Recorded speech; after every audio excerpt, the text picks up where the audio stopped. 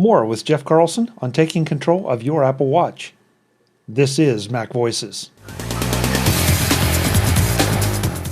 Today's Mac Voices is supported by MacVoices Featured Gear, like the Twinkly app-controlled LED holiday lights. Twinkly delivers the ultimate in flexible lighting for your Christmas tree, holiday decor, or everyday use. Find the links at macvoices.com/featured gear. All one word, featured gear. Welcome to Mac Voices. This is the talk of the Apple community, and I'm Chuck Joyner. Jeff Carlson is back to finish up his conversation about Take Control of Your Apple Watch 4th edition. We talk about the Apple Watch Ultra, the many use cases for the Apple Watch, and all the little features that make it so powerful, and more. Let's go back and let Jeff do the talking. Jeff, that's why I think we need to take your book and explore this little device that's strapped to our wrist, because there are so many little features that have been added along the way, or that maybe when we needed them, they weren't there, or we just never heard about them.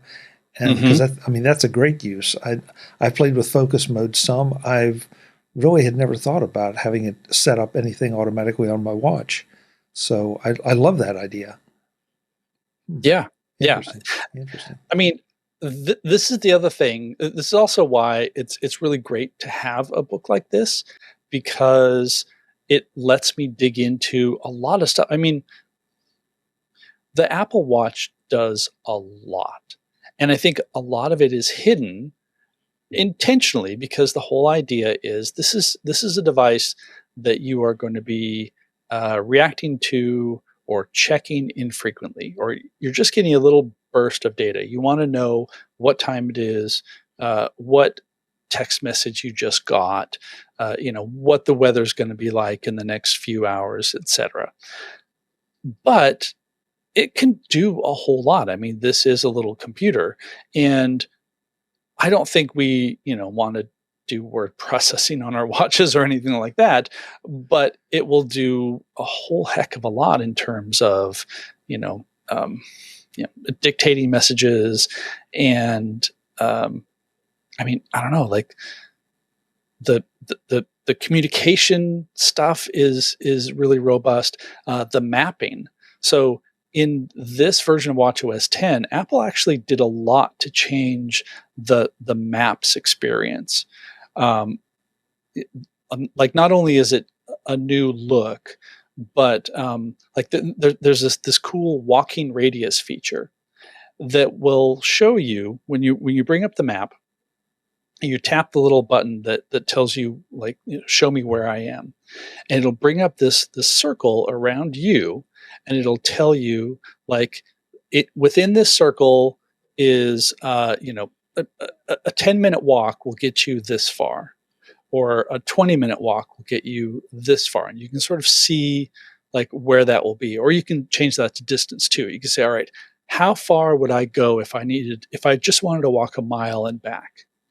And then depending on where you are, it'll also point out interesting things like parks or museums or things like that within that circle. So let's say you are in another city for the first time. You want to just explore, but you don't know which way to go.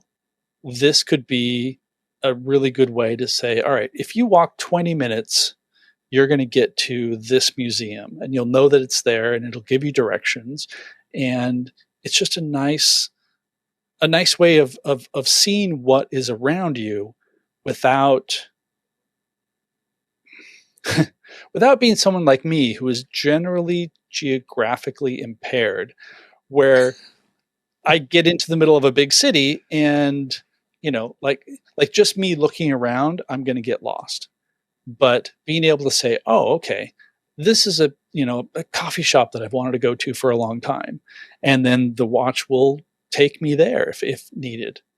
So that's kind of cool. And they keep adding these neat little features that I suspect a lot of people don't actually know about or don't get to, and don't really take advantage of what all the watch can do. I think you just said a mouthful there at the end. There's so many things that there's so many things this little device can do just like the focus modes you mentioned earlier that, I didn't even think about. I mean, I know about them for my Mac. I know about them for my phone. Don't think about them for the watch. So yeah, and unfortunately, it can become overwhelming.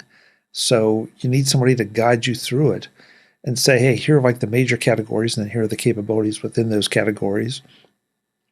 I know it's not a watch feature, but it's a phone feature, but it also is available on the watch. And that is to be able to dictate a response to a text message. Mm-hmm. I use that constantly on CarPlay because Yeah. I don't want, so I have it read the message. I can have a whole conversation over text and never take my eyes off the road or my hands off the wheel. It's not quite the same with the Apple Watch, but there are plenty of times that I don't want to try to type all that out, but I need more than maybe just an emoji or a 1 or 2 word response. So you hit the little microphone, you dictate to it, and I've never had the dictation be anything less than acceptable and usually perfect. Nice. Yeah. Yeah. It's an amazing little thing. And I suspect and I fear that most people who have them are probably using them for, tracking everyday exercise, getting your rings and all that completed, telling time, checking the weather, and probably aren't really using it to its fullest. And not that you have to use every tech device to its absolute fullest, but there's just a lot of very clever things that I think somebody would run across and say, oh, this is something that I've wanted to do for a long time. Or, oh, this is something that makes my day 5 minutes easier because I can, for example, I can set my watch so that it's 5 minutes ahead so I'm not late to meetings. There's just a little simple setting that will do that. And it doesn't actually change the time of the watch. It just says, just show me everything 5 minutes faster. I think Yeah. I think that's actually been there since the very beginning, but it's this tiny little thing. Who knew, right? Yeah. So, and other things like with the Series 9 and the Ultra 2 that came out this year, they have an ultra wideband chip. And what's cool about that is if you misplace your iPhone 15 or 15 Pro, and so far it's just those models, you can actually get a very precise location to find it. So right now, and actually this is something that gets used a lot in my household. Don't know where I set my phone down. You go to the control center and there's a little ping iPhone button. You tap that and your iPhone will start doing its little ping, bing, bing, so you can go and find it. Well, with the new models, if you have that, you do the ping iPhone and it does the same thing that you get with the AirTag tracking and the phone, where it will tell you it is, you're 50 feet away from it and you're getting closer and it's in this direction. And so, that's super useful, just that by itself. And maybe people don't know about it. Yeah. Again, these are all little features, which is sort of defines the Apple Watch, I think, that there are lots of little features. I mean, the health tracking and all the health monitoring and all of those things are super important. And they're sort of the tentpole features, or that's what they've turned into. But there are all these other little features that make your life easier. All the complications that you can assign to, depending on which watch face, to give you lots of information at a glance. I know I can become addicted to some of those, and some of them I've had to remove because, did it change from, in the last 5 minutes? And some of that stuff, even if it did, I don't really need to know about it. But, but somebody may. And so, yeah, stick it on the face there and do what you want with it. Yeah. I'm glad you mentioned the wideband, the ultra wideband chip, because if I'm correct, this new version of the Apple Watch has onboard Siri, which is also something new. Yes, yes. So that's really, really curious because right now, if you have like if you're out of range, or maybe you don't have a very good internet connection or whatever, like everything has to go up to the cloud in order to activate Siri. And with this new chip, the S9 chip, um, it has a lot of what are they calling them? Neuro processing chips, I think, that will just let you make those kinds of requests. And from what I understand, they're still very simple requests, but it's stuff that you can do and get a response immediately without things bouncing up to the cloud, or having Siri just sort of say, "Sorry, can't do that." Oop, I said the magic word. Sorry. No, I don't want to message anybody. Yeah. We can't. 5 We can't devices say the line up word. around you. Yeah. But yeah, it's all right. She totally threw me off. I'm not even sure what I was talking about. Well, we were talking about on device Siri. The onboard, yeah. And, yeah. Well, okay. So let me transition to that to a couple of the other things that the new chips are going to do, which aren't quite there yet. The big thing that Apple is promoting is double tap, which is a way to just tap 2 fingers together on your watch hand, and it will do. It'll take action on whatever's going on your watch. So you can answer a phone call or hang up a phone call, or play and pause music. And it's a way to just do things one-handed. They say it's coming in October. We're not sure when. And it'll just be for the new models because they have more processing power.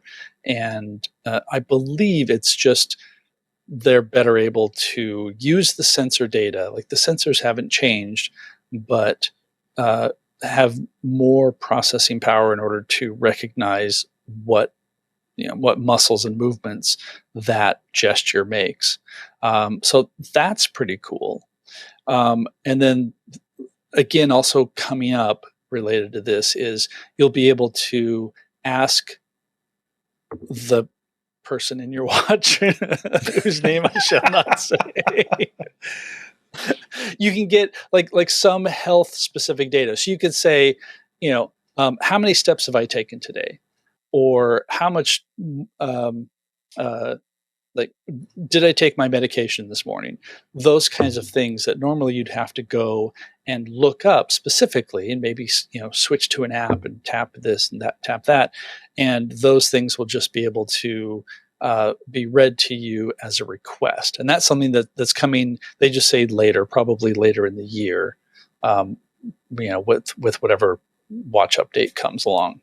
But like that again, it's removing a little bit of friction, because sometimes people I just want to know if I am making the steps that I want to do. And I don't necessarily want to go into the activity app and scroll down and find the steps and, all of that. Yeah. Yeah. This is where I think it's interesting that people criticize or say, well, what do I need all this power on my wrist for, or in my phone for? Mm-hmm. And then we start seeing the developers take advantage of some of this stuff.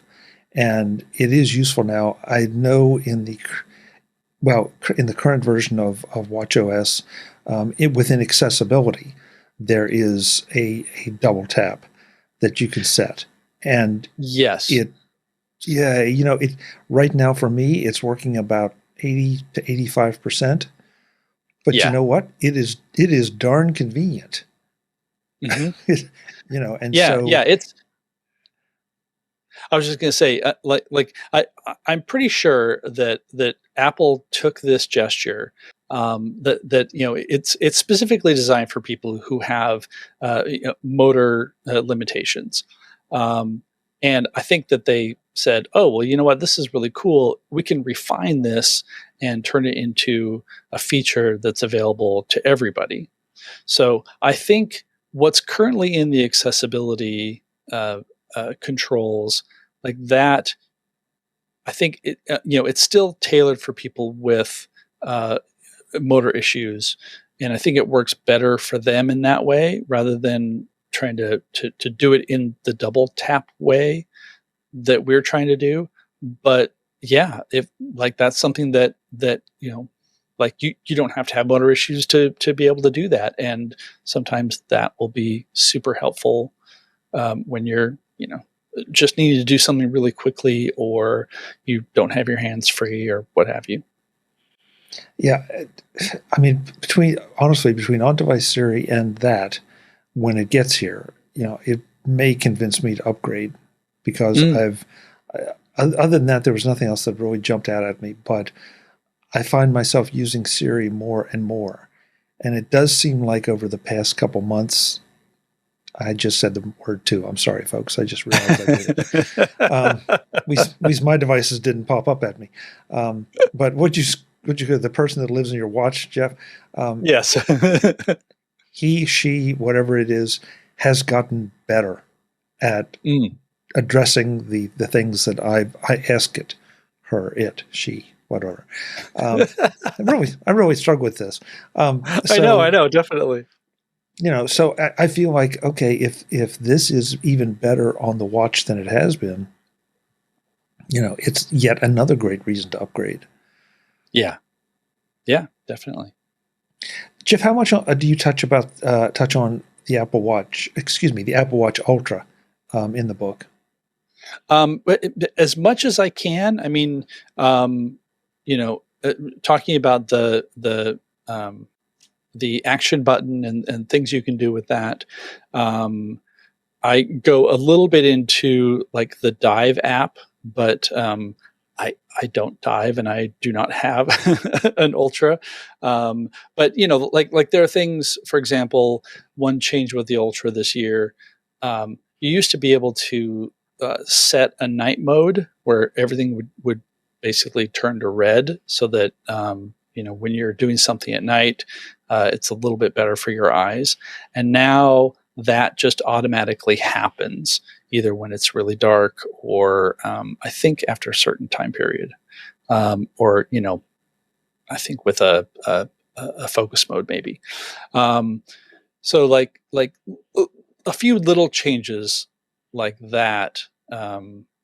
So I think that I would say, I mean, I've tried to cover everything that I can with the Ultra, because going back to what we were saying, I actually see a lot more people wearing Ultras than I expected.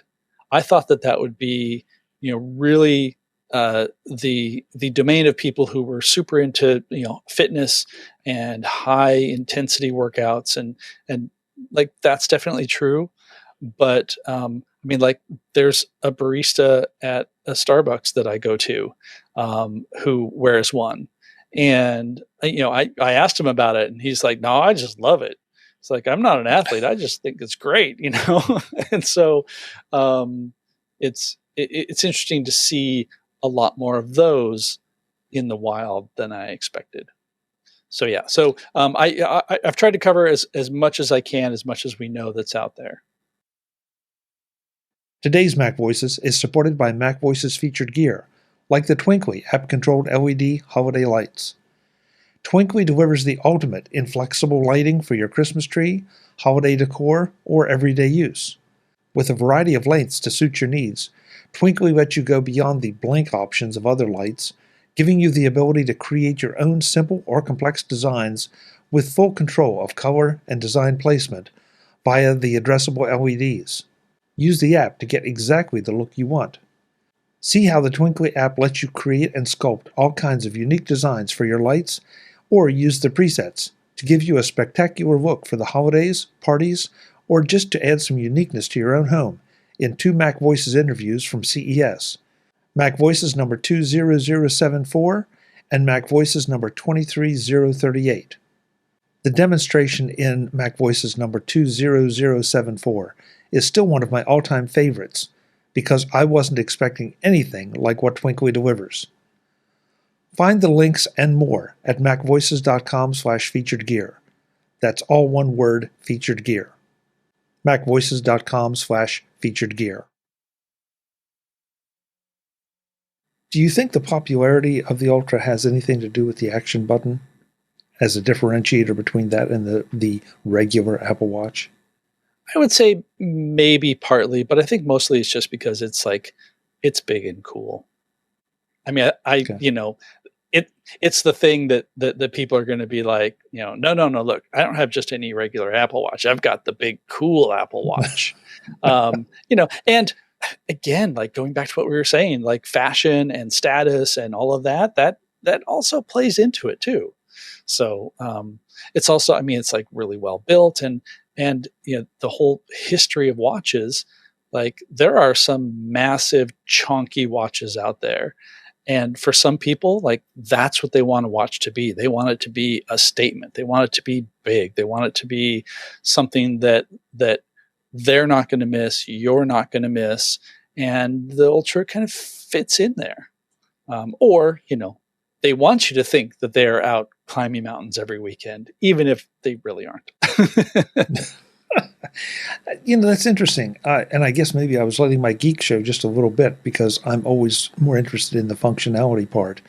I prefer that it doesn't, look like I strapped a rock to my wrist, but at the same time, I want it to be actually doing something because, the fact is it's a bit, the Apple Watch is not inexpensive. The Ultra is even more expensive.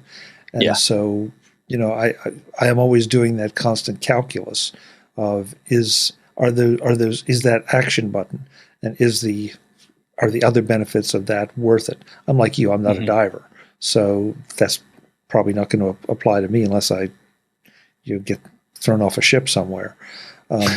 But all these little things though that we talk about all have to be factored in when you value the Apple Watch. And that's why you need Jeff's book, is you need to find out about all these little things, because I promise you're going to find things that you didn't know that are going to apply to things that you would like to do or could do that would make your life better. Definitely. Good sales pitch, Jeff? Sorry? Very good sales pitch. Yeah. Yeah. Well, I don't mean it as a sales pitch. I mean it sincerely, because just like our discussion here, just a random comment about Jeff with the focus mode, it's like, I got to go check that out. That's something. So I need to pay more attention to your book, Jeff. So where do I go to do that, Jeff? Well, so this is a take control book, and actually, I mean, yes, that was a really good sales pitch, but I'm going to sort of like do a grander sales pitch, because like the whole take control ethos is to be able to, learn about something that you own and learn things that you didn't know before. And so, like that's the point of the book. That's the point of the series, is to just dig down and find all that kind of stuff. I mean, at least, as an author of multiple take control books, that's the fun part, because I get to play with all these little things and make these little discoveries. So the actual the book itself, it's available as an ebook, like all of Take Control books. It's $14.99, and it's available at Take Control Books, or you can go takecontrolbooks/Apple-Watch, and that will take you there. Or if you are already a previous Take Control customer, it'll show up. Well, actually, no. What I'm getting at is, if you have previously purchased this book, go to your customer account, user account. I'm forgetting the right terminology. And depending on when you bought the last one, you may get special pricing for upgrades, and you know how all of that works. But yeah. Great. See, you did a very good sales pitch. I did a very poor sales pitch. So we balanced out. Yeah, well, but you brought up the fact that, upgrades are available for a discount, which is an important feature of Take Control. That, once you buy into a book, you get a pretty liberal upgrade policy for different editions of the book. So it's like getting an upgrade for an application. The book gets upgraded with the new discussions of the new features. So, it's a great investment. And of course, I know how much work that you put into your books. I know how much work that Joe puts into his, Michael puts into his. I can go right down the list of authors. Yeah. That you guys don't try to rewrite the manuals, or the limited manuals that are out there, but you really do the exploring and say, okay, I tried this, found this feature, I didn't know about it, so you may not know about it, and that's how we all learn. Yeah. Well, and also even like just the approach to this book, it's not just like, all right, let's just go through the features. The book opens with a whole section of like, here are the things to do first. You mentioned at the beginning that a lot of iPhone apps will automatically install an Apple Watch app. Well, there's a setting that will turn that off so that the watch apps are not automatically added to the watch when you install a brand new iPhone app. So, again, like it's something that's really kind of buried that you may not have known about. And if somebody is looking at their home screen and thinking, there's no way I can handle all these icons. I don't even know what they are. I don't even know when this arrived here. Here's a way to just make sure that you're only installing the things that you want and that you're going to use. I don't know how you could have found that in Apple's documentation or Apple's marketing without just going through the table of contents for the user guide and, oh, here's this like very small note somewhere. So, the approach is, here's how I use the watch. Here's how I think a lot of people use the watch. Let's go through this together and set things up and answer your questions in a way that's conversational and friendly and not just dry and to the point. Well said. Well said. Before I let you go, I want to make sure we let folks know what else you do and where else they can find you, because for the last several weeks, you've sort of become a fixture here on MacVoices, and we still have yet another one planned. That's something completely different. And so, yeah. And so Jeff does a lot more than just write Take Control books or come to MacVoices. Jeff, I'll let you give the rundown. Sure. Okay. So, part of this too, like fall is just a busy time. So I write books for Take Control. I write other books. I have a book on Adobe Lightroom that's out right now, published by Rocky Nook. It's called the Adobe Lightroom course. Technically a complete course and compendium of features, which feels like I need to put on a top hat to say that whole title. But it's a great print and ebook book on Lightroom. I do a lot of photography. I'm currently selling packs of autumn prints that we talked about in a previous episode. What else do? I do photography. I write for Tidbits occasionally. Basically, if you go to jeffcarlson.com, that's the source of everything that I'm working on currently. I've probably left something out. Oh, I've been writing for DP Review quite a lot lately. So yeah, go to jeffcarlson.com or email me at jeff@jeffcarlson.com, and you can find out more about all the things that I'm doing. Oh, and I have I have a separate newsletter that specifically talks about AI in photography and how machine learning is changing photography in fundamental ways. So that's called The Smarter Image. Basically, it's a really long way of saying, go to jeffcarlson.com. If you have questions, send me a note. I would love to plug the podcasts and the newsletter, because the podcast. Oh, and the podcast. Yes. Yes. Oh, yeah. Yes. You didn't mention podcasts. Yeah. But you do two photography-oriented podcasts. I feel like I always come away with just one or two little things that I either need to think about or need to go try. And the AI in photography newsletter is also another thing that seems to be a world that's developing so quickly from so many different angles that if you're not paying attention to it, you're going to have a lot of catch up to do. So I'll plug those two things. But again, go pay attention to everything Jeff does, because he's just an expert on everything. Trying to be. Yeah. I just built you up, Jeff. Thank you. Hey, thank you. Thank you for the book, and thank you for the time. It's always a pleasure, and we will be doing this again soon on something completely different.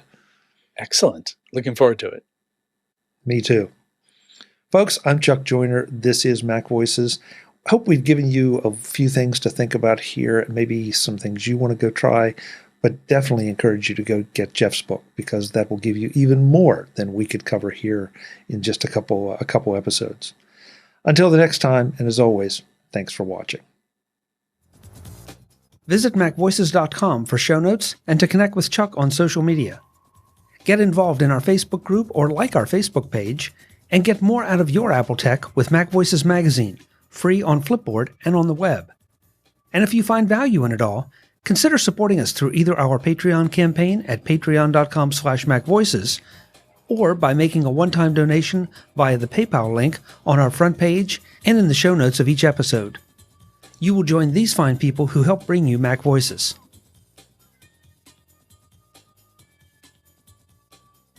Advertising handled by Backbeat Media at backbeatmedia.com.